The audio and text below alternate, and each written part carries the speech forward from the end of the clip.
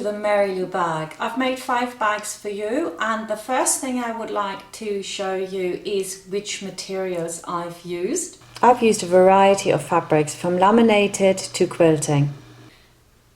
Let's have a look at the bags in detail. This is undoubtedly the easiest of all the Mary Lou bags. It is made from a faux leather which I got from Mood in New York, and the link to this fabric is on the website, so if you go on the project page you can find it and you can order it for yourself. I loved working with this, and it has no zip fastening, so this is something for a beginner. What I have done here, which is new, is I have laminated the handles and laminated the flaps. So what I've used for that is a product called Heat and Bond. The Heat and Bond is simply iron to your fabric, and it transforms your fabric in something that is much more durable, that you can wash as well. So that's great. Now if you want to step this up, you can make the second of the Mary Lou bags, and this one again has the laminated handles, so I'm using the Heat and Bond.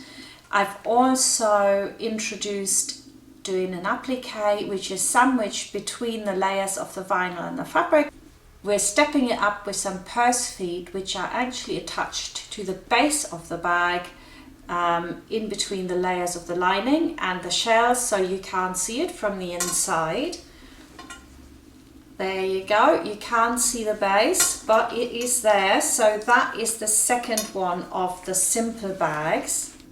I've also put a little bow on, and there are separate videos on the project page which show you how to do little bows. So that's the second one. Then we've got the monster bag, which is equally easy. Here I've just used Bob Standard quilting fabric, and I've used monsters because I thought, well, it doesn't always have to be very girly, does it? So I've cut out one of the monsters and I sandwiched this one just the same way I've done the letters here. I've sandwiched it in between my vinyl and my fabric, and I'm getting something that is really unique. That could be, of course, a name. And the other thing that I think this lends itself to is making bags which are themed. So say your girl is absolutely mad about Frozen, and you don't want to spend all the money on a Frozen bag, which you know she might leave somewhere. Well, why don't you get yourself a very cheap laminated fabric? You can get them from $2.50 upwards, maybe a little polka dot. Get yourself some wrapping paper with the Frozen images on it, cut those out and apply them to the fabric, then iron on the vinyl in those areas, and you've got a themed bag, which is A, very cheap, and then B, she's going to love it. So that's my little monster bag, and in retrospect on all of these I would laminate the handles. The other thing that I'm introducing with this bag, yes, I am putting in a base. This is just a covered base, and I think that is brilliant if you don't want to fiddle with the holes, you're not sure you're going to put them in the right place. Then that's the one for you. So I've put a base in. The base should always be a different color to the actual lining. I think that's really nice. Ooh. When you're using quilting fabric, this might not be standing on its own. To make this fabric firmer, I used some fusible fleece, and I've used Pellon 987F, which is quite nice, and I've used double layer of that on this bag. So those are the ones that are, I would say, the simplest to make. And then if you want to step it up and, watch this, put a zip into it here, then you can do the little elephant bag. I've kept the elephant bag without any laminating, so if you wanted to do a bag which is stepping it up but not too hard yet, this is the one for you. We have got a base in here again, but we haven't got purse feet. So the base for this one, let's just have a little look in here. The base is again in a stark contrast.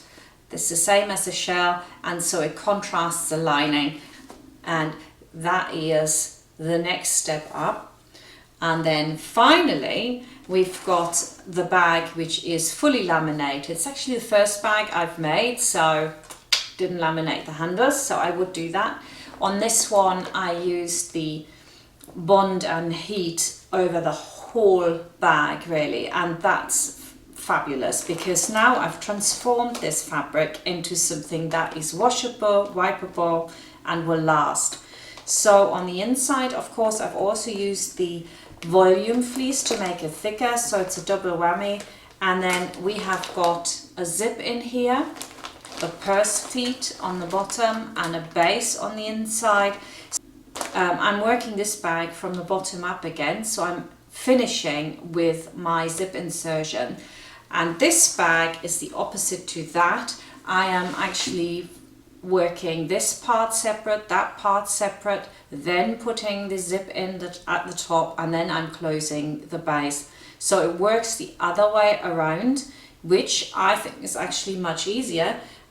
So I would watch both if you want to do a zip insertion and say, well, actually don't know which one, so now I know. This one has got some really heavy top stitching on it, which is why I worked it the other way around. Something you learn when you start sewing is that the moment you change a detail that you want to do, you may have to change your sequencing in the way you put the bag together, which is why I've done 5. The sequence for most of it is the same, and then there are these subtle differences which you may not know if you try it on your own and try to change things. So I've done them 5 videos, which was a bit overkill, but I hope you enjoy them and I hope it really helps you to learn some new skills.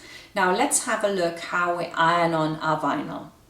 The vinyl has a shiny side and a side which has got these squares on it, and what you want to do is just place your pattern pieces over the top and then draw around it with pencil on this side. The other side would be terribly difficult to draw on, so if you need to draw it out twice, and you need about 50 centimeters, half a yard of this stuff to make the bag if you wanted to laminate everything. You just take it off the paper totally and then place it with the sticky side down on top of your fabric. Put the paper back on with the shiny side down and then it's just ironed on. You need to move your iron, waiting for 8 seconds in each position so that the vinyl is securely fastened to your fabric. Then you also iron it from the other side about 4 seconds. And a good test is if you just try to get the vinyl off, and if it wants to come off, you haven't done it well enough and you have to do it again. Also, if the vinyl looks like milky, then it's also not done. But if it's really shiny, the colours really come through, then you've ironed it on properly and you can get started.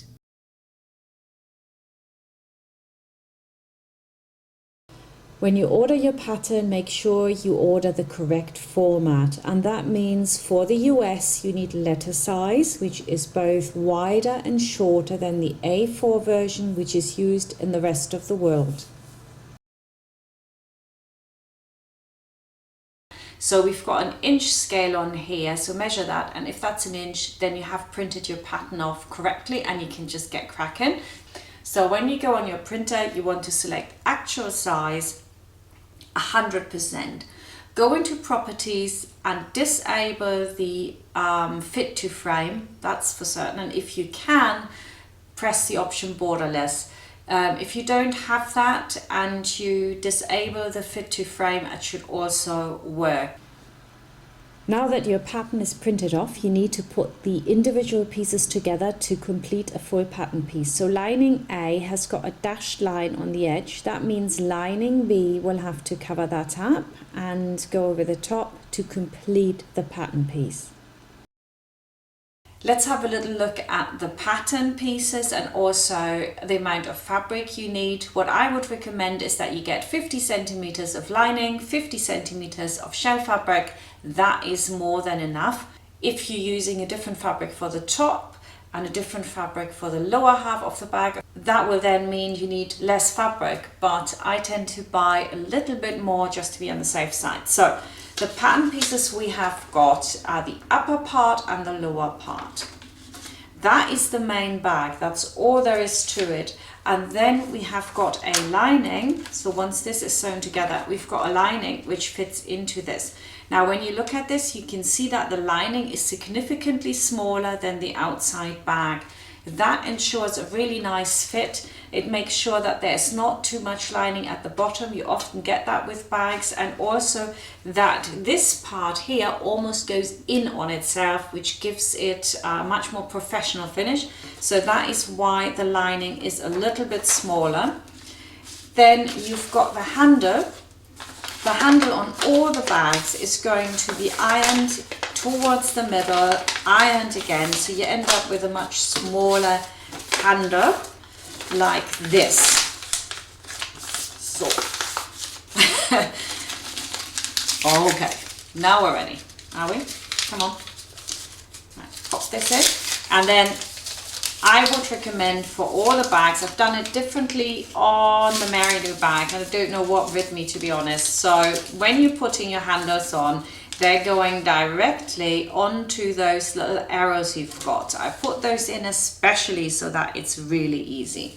And then when you're making your flap, you have got a little square here which tells you that is where your magnetic fastener goes. So we're using magnetic fasteners for that. If you cut this out, do not cut it out of the fabric, please. Just here, this is just so you can mark where the magnetic popper has to go. And then you've got a different pattern for your volume fleece. So you cut this in the volume fleece, which is then ironed on so that you've got a really good line to go around. So you can just stitch around that. And then you put the flap on as well.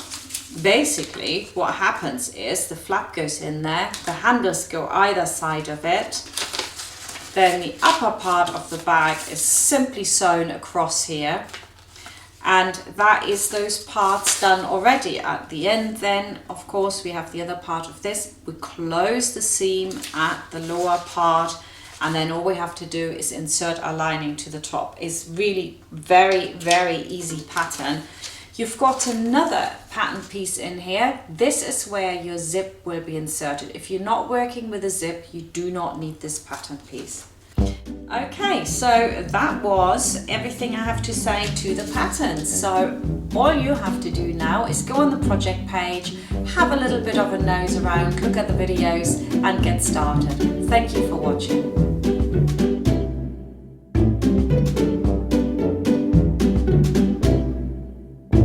Thank you.